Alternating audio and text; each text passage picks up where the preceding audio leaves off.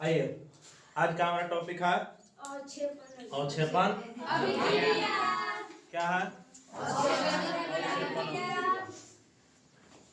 अवक्षेपण का मतलब समझिएगा। अवक्षेपण क्या होता है? अवक्षेपण का मतलब होता है कोई पदार्थ उससे अलग हो जाएगा। विलयन से क्या हो जाएगा? अलग हो जाएगा। क्या हो जाएगा? अलग हो जाएगा। उसे क्या कहते हैं? अवक्षेप। उसे क्या कहते हैं? अवक्षेप कहते हैं। जैसे यहाँ अवक्षेप लिखा गया, पृथक होने वाले ठोस पदार्थ को क्या कहते हैं?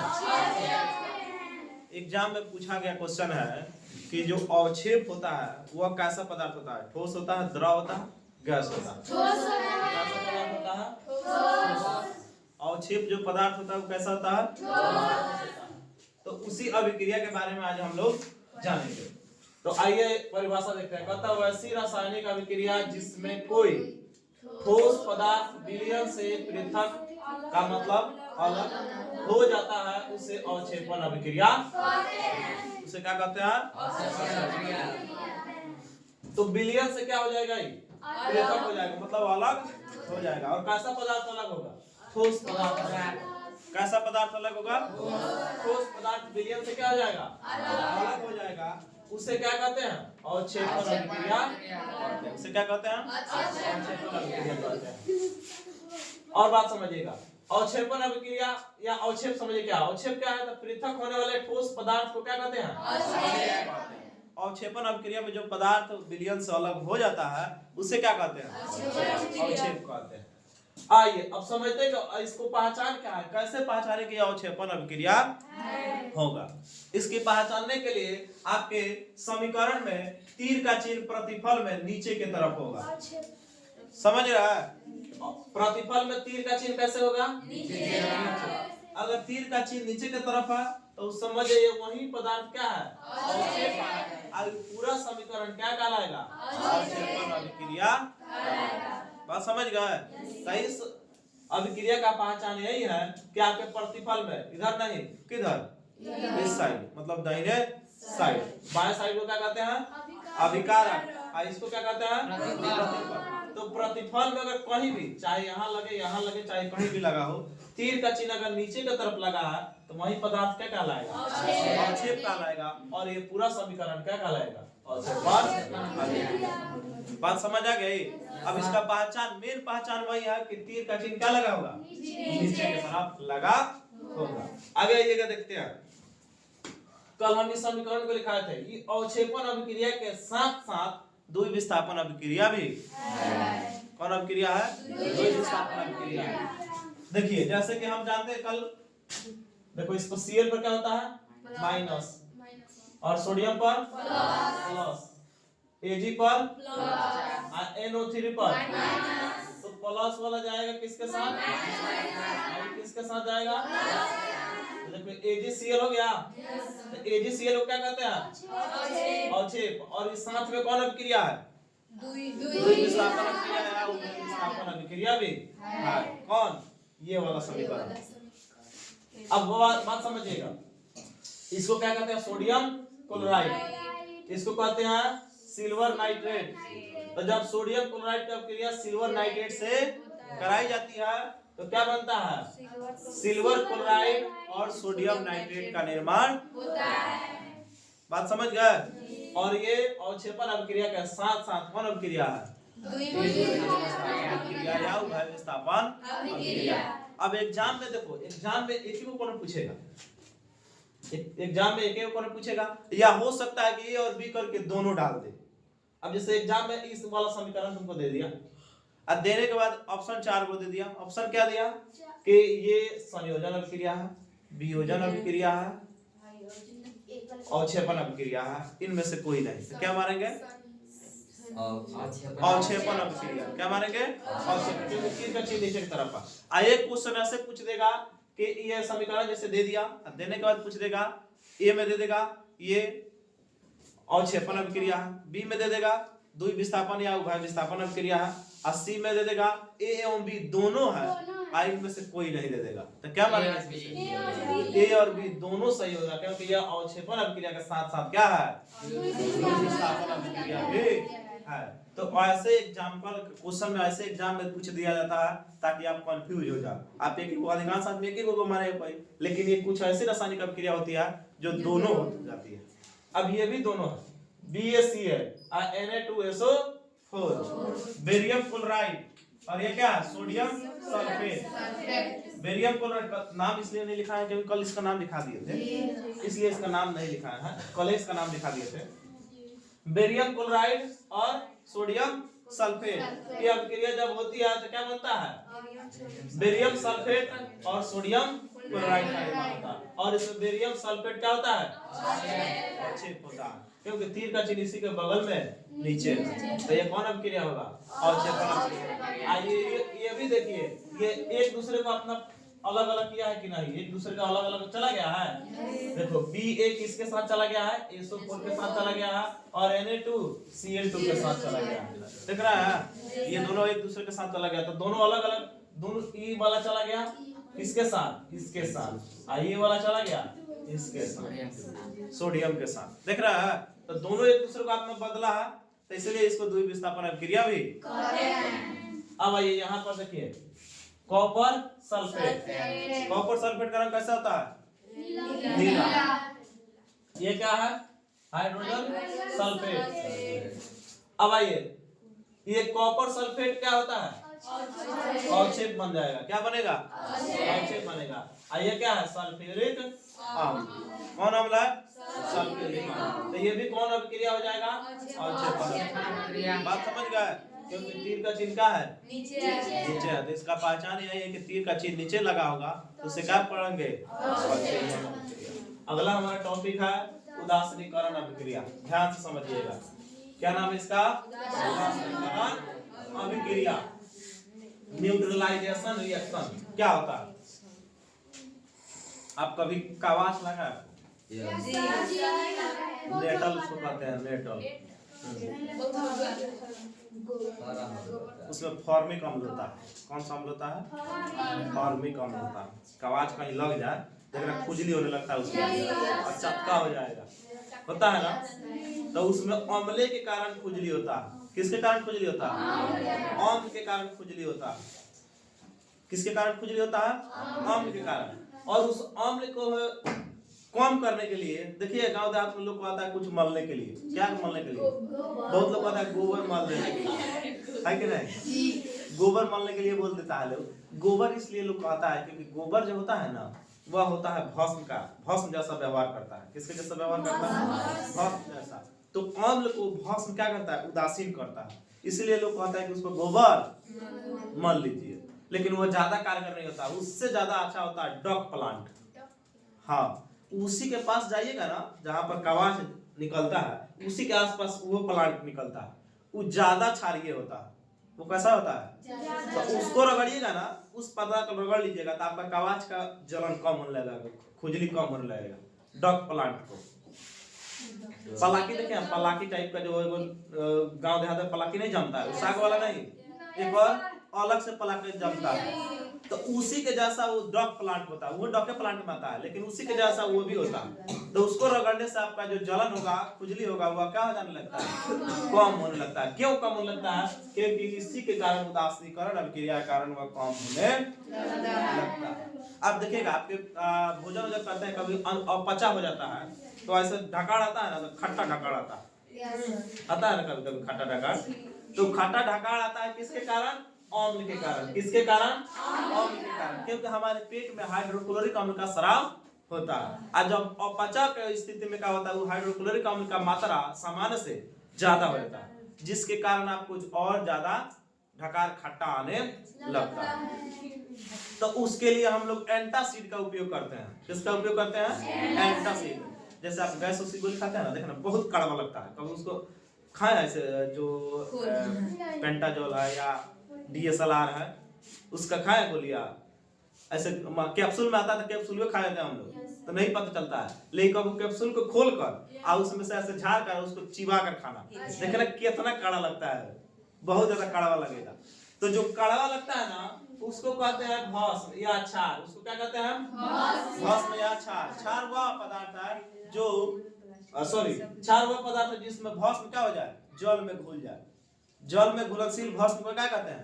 क्षार कहते हैं। मतलब जो ये भस्म है, भस्म अगर जल में घुल जा रहा है, मिल जा रहा है, उसे क्या कहेंगे? क्षार कहेंगे। तो देखिए अम्ल क्या होता है? स्वाद में खट्टा होता है। अम्ल क्या होता है? स्वाद में खट्टा होता है। और भस्म क्या होता है? स्वाद में कड़वा होता है। स्वाद में क्या होता है? कड़वा होता है, बहुत ज्यादा कड़वा होता है। और ये क्या होता है? खट्टा होता है। जैसे नींबू, नींबू कैसा लगता है? खट्टा लगता है ना, तो वो अम्ल का उदाहरण है। इमली खट्टा लगता, टमाटर खट्टा लगता है ना, तो सब अम्ल का उदाहरण। आगे हम लोग पढ़ेंगे उसमें कौन सा अम्ल पाया जाता है। सब में अलग अलग अम्ल का प्राकृतिक पाया जाता है। आंवला, हाँ आंवला भी खट्टा लगता है। दही वो भी खट्टा लगता है। तो सब में जितना पदार्थ खट्टा लगने वाला है वो लगभग सब क्या होते हैं? अम्ल होते हैं। और जितना कड़वा लगने वाला वो सब क्या होता है? कड़वा का भी लगा है किसी कोई पदार्थ तुम लोग को मिला है कड़वा? क्या? हाँ नीम का पत्ता कड़वा होता है। और साबुन, साबुन कड़वा लगता है। सरफ भी कड़वा लगता है। तो सब क्या है?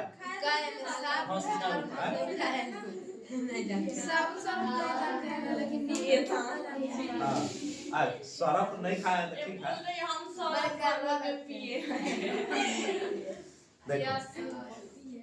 कभी कभी कोई पॉइजन कोई खा लेता है ना, तो उस स्थिति में क्या किया जाता है? सर्फ लोग घोर कर साबुन घोर के पिलाता है। क्यों?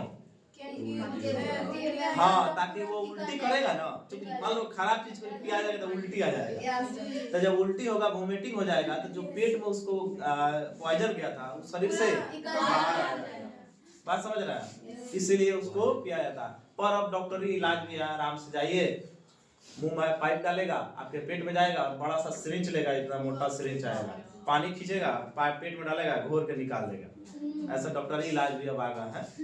वैसे भी हो सकता है, लेकिन गांव देहात के लोग कोई जहर खा लेता है तो डर जाता है, बाप रे पुलिस आ जाएगा, मर जाएगा, ये हो जाएगा। अरे इसको पहले इलाज कराओ। पहले की मान्यता चली आ रही है।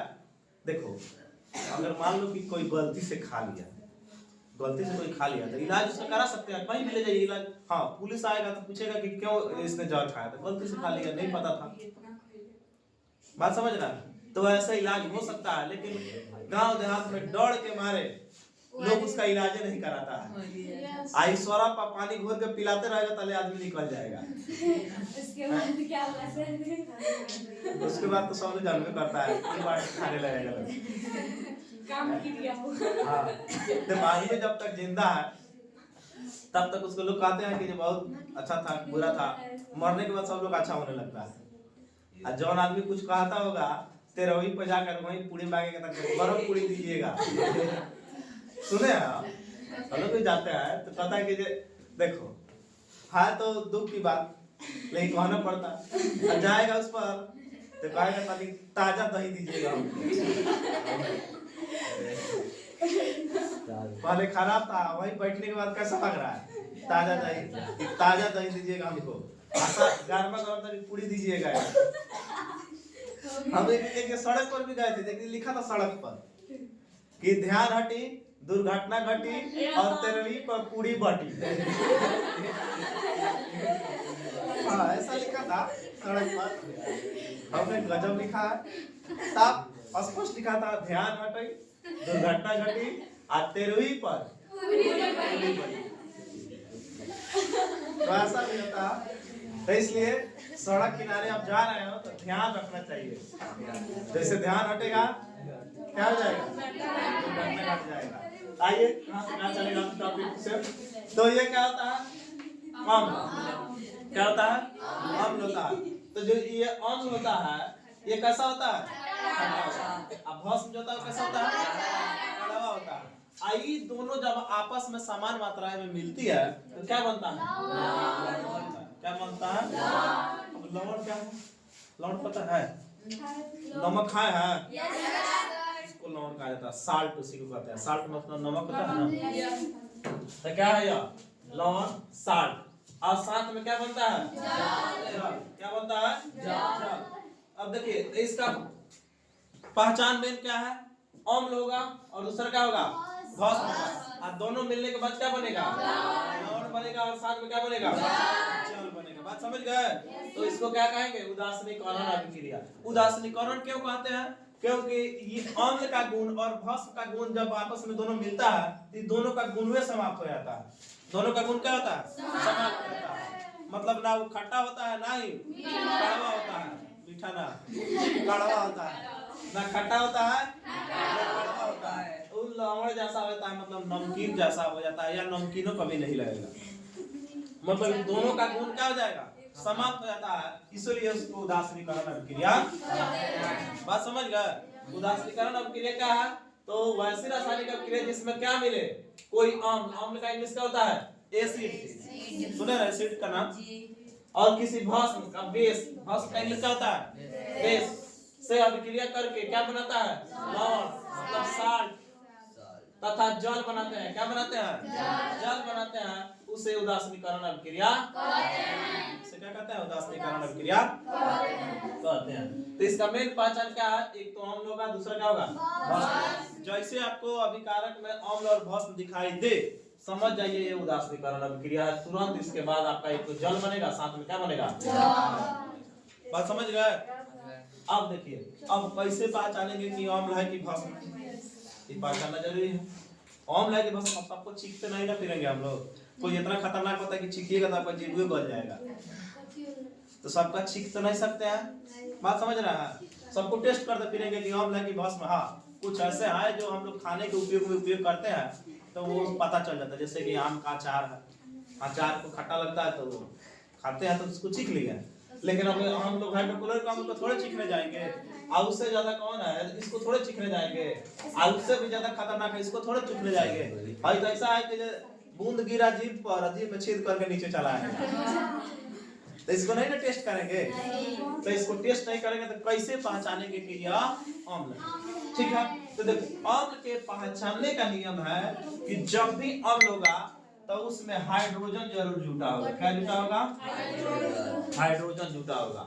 और इसको जब हम जल में घुलाते हैं तो ये H आयन प्रदान करता है। कौन आयन प्रदान करता है? H आयन प्रदान करता है। तो इसमें H लगा होगा, इसमें क्या लगा होगा?